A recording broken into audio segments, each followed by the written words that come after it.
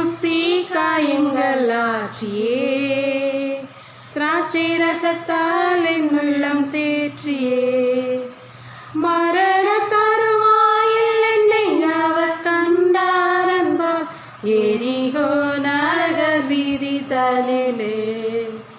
மரண தருவாயில் என்னை அவர் கண்டார் என்பார், எரிகோ நகர் வீதி தலிலே. எந்த நல்ல இயேசு என் சிந்தை நிறைந்தார், எந்த நல்ல இயேசு என் சிந்தை கவர்ந்தார், எந்த நல்ல இயேசு என் சிந்தை நிறைந்தார், என்றென்றும் என் சிந்தை நிறைந்தார். என்னை பூசி காயங்கள் ஆற்றியே, திராட்சை ரசத்தால் என் உள்ளம் தேற்றியே, மரண தருவாயில் என்னை அவர் கண்டார் என்பார், எரிகோ நகர் வீதி தலிலே. மரண தருவாயில் என்னை அவர் கண்டார் என்பார், எரிகோ நகர் வீதி தலிலே.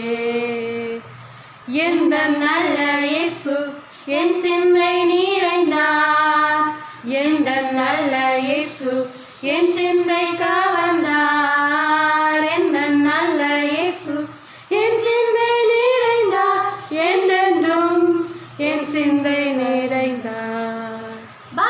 என்னை பேர் சொல்லி அழைத்தவரே, உள்ளங்கைகளில் வரைந்தவரே, என்னை கரம் பிடித்து நடத்தினீரே, உருவாக்கி உயர்த்தினீரே. என்னை பேர் சொல்லி அழைத்தவரே, உள்ளங்கைகளில் வரைந்தவரே, என்னை கரம் பிடித்து நடத்தினீரே, உருவாக்கி உயர்த்தினீரே. ஒன்றும் இல்லாத எனக்கு கிருபை தந்து வெற்றியை காண செய்தீர், ஒன்றும் இல்லாத எனக்கு கிருபை தந்து வெற்றியை காண செய்தீர்.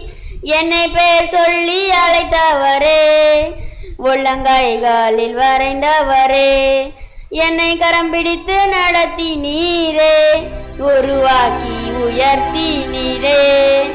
வனாந்திரமாயிருந்த என்னை வற்றாத ஊற்றாய் மாற்றினீரே, வனாந்திரமாயிருந்த என்னை வற்றாத ஊற்றாய் மாற்றினீரே. என் வாழ்நாளெல்லாம் உம்மை வாழ்த்திடுவேன், என்றும் உம் வழியில் நடந்திடுவேன். என் வாழ்நாளெல்லாம் உம்மை வாழ்த்திடுவேன், என்றும் உம் வழியில் நடந்திடுவேன். என்னை பேர் சொல்லி அழைத்தவரே, உள்ளங்கைகளில் வரைந்தவரே, என்னை கரம் பிடித்து நடத்தினீரே, உருவாக்கி உயர்த்தினீரே. கைவிடப்பட்டு இருந்த என்னை உம் கரத்தால் நடத்தினீரே, கைவிடப்பட்டு இருந்த என்னை உம் கரத்தால் நடத்தினீரே. என் கர்த்தா உம்மை உம் காத்தாய் தைப்பேன், என்றும் உம் கரத்தில் மகிழ்ந்திடுவேன். என் கர்த்தா உம்மை கருத்தாய் தூதிப்பேன், என்றும் உம் வழியில் நடந்திடுவேன். என்னை பேர் சொல்லி அழைத்தவரே, உள்ளங்கைகளில் வரைந்தவரே, என்னை கரம் பிடித்து நடத்தினீரே, உருவாக்கி உயர்த்தினீரே. கரங்களை தட்டி கர்த்தரை மகிமைப்படுத்தலாம். இயேசு உயிரோடு இருக்கிறார். இந்த பெண்ணும் இந்த 2 ஆண்களும் யார் என்று உனக்கு தெரிகிறதா? இந்த பெண் மகதலேனா மரியாள், இயேசுவுக்கு தெரிந்த பெண். வெள்ளை உடையில் இருக்கிற இந்த ஆண்கள் தேவதூதர்கள். மரியாள் பார்த்து கொண்டிருக்கிற அந்த சிறிய அறை இயேசுவின் உடல் வைக்கப்பட்ட இடம். அதற்கு கல்லறை என்று பெயர். ஆனால் இயேசுவின் உடல் இப்பொழுது அங்கு இல்லை. யார் அதை எடுத்தது? நாம் பார்க்கலாம்.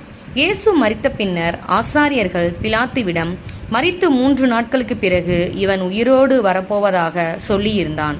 அதனால் அந்த கல்லறைக்குள் காவல் வையும், அவ்வப்போதும் அவனுடைய சீசர்களும் வந்து உடலை திருடி கொண்டு போய் அவன் உயிரோடு எழுதப்பட்டு விட்டதாக சொல்ல முடியாது என்கிறார்கள். எனவே பிலாத்து அந்த கல்லறைக்கு காவல் காக்க காவலர்களை அனுப்பி வைக்குமாறு அந்த ஆசாரியர்களிடம் சொல்கின்றான். ஆனால் இயேசு மரித்த 3ஆம் நாள் அன்று அதிகாலையிலே தேவனின் தூதன் திடீரென்று தோன்றுகிறார். கல்லறையில் இருந்த அந்த கல்லை புரட்டி போடுகிறார். பயத்தில் அந்த காவலர்கள் அசையக்கூட முடியவில்லை. கடைசியாக கல்லறைக்குள் பார்க்கும் பொழுது இயேசுவின் உடல் அங்கு இல்லை. காவலர்களில் சிலர் நகரத்திற்கு போய் நடந்ததை எல்லாம் ஆசாரியர்களிடம் சொல்கிறார்கள்.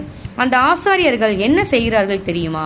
அவர்கள் அந்த காவலாளர்களுக்கு பணம் கொடுத்து, நாங்கள் தூங்கிக் கொண்டிருந்த போது இயேசுவின் சீசர்கள் இரவில் வந்து உடலை திருடிக்கொண்டு போய்விட்டார்கள் என்று பொய் சொல்லுகிறார்கள்.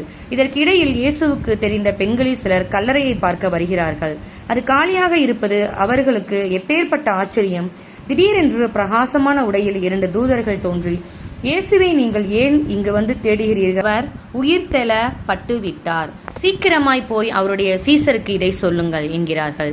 அந்த பெண் ஒரே ஓட்டமாக ஓடுகிறாள். ஆனால் வழியில் ஒருவர் அவர்களை நிறுத்துகிறார். அவர் யார் தெரியுமா? இயேசுவே, போய் என் சீசருக்கு சொல்லுங்கள் என்று அவர் கூறுகிறார். இயேசு உயிரோடு இருக்கிறார் என்றும் தாங்கள் அவரை கண்டனாகவும் இந்த பெண்கள் சீசருக்கு சொல்லுகிற போது சீசர்களால் அதை நம்பவே முடியவில்லை. பேதுருவும் யோவானும் நேரில் போய் பார்ப்பதற்காக கல்லறைக்கு ஓடுகிறார்கள். ஆனால் கல்லறை காலியாக இருக்கிறது. பேதுருவும் யோவானும் அங்கிருந்து போன பின்பு மகதலேனா மரியாள் அங்கேயே இருந்து உள்ளே எட்டி பார்க்கிறாள். அப்பொழுதுதான் அந்த 2 தூதர்களையும் பார்க்கிறாள். ஆமென்.